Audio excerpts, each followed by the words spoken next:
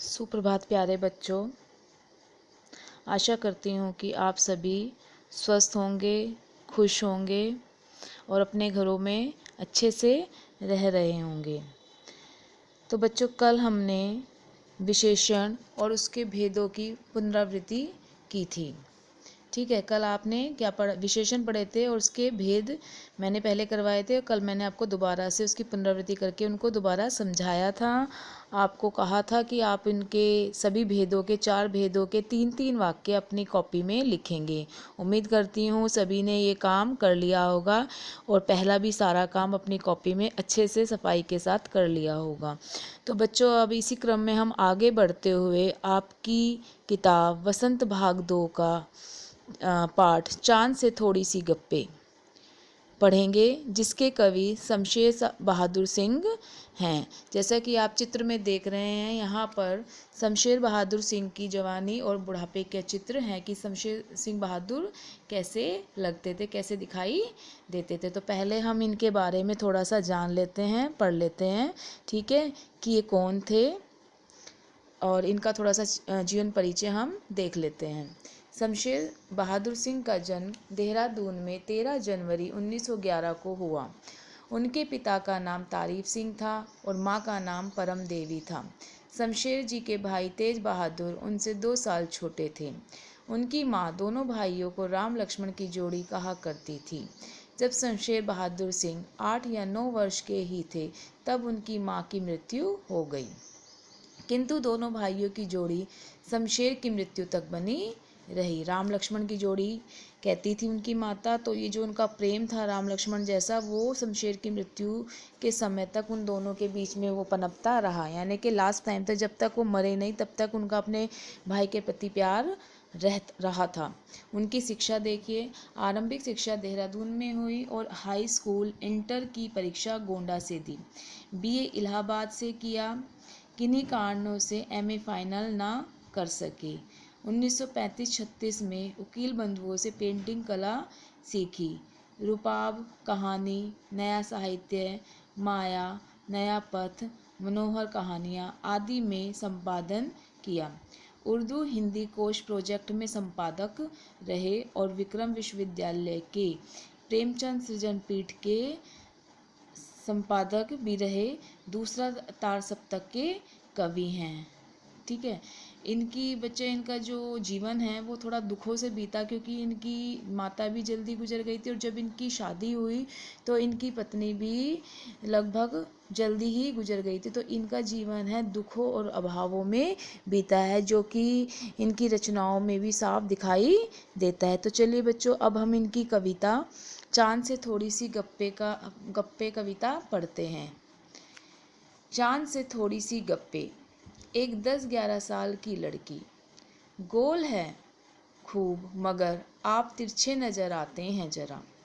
आप पहने हुए हैं कुल आकाश तारो जड़ा, सिर्फ मुंह खोले हुए हैं अपना, गोरा चिट्टा गोल मटोल। अपनी पोशाक को फैलाए हुए चारों सिमत आप कुछ तिरछे नजर आते हैं, जाने कैसे। खूब हैं गोकी, वाह जी वाह, हमको बुद्धू ही निरा समझा है। हम समझते ही नहीं जैसे कि आपको बीमारी है। आप घटते हैं तो घटते ही चले जाते हैं और बढ़ते हैं तो बस यानी कि बढ़ते ही चले जाते हैं। दम नहीं लेते हैं जब तक कि बिल्कुल ही गोल ना हो जाए, बिल्कुल गोल। यह मरज आपका अच्छा ही नहीं होने में आता है। शमशेर बहादुर सिंह।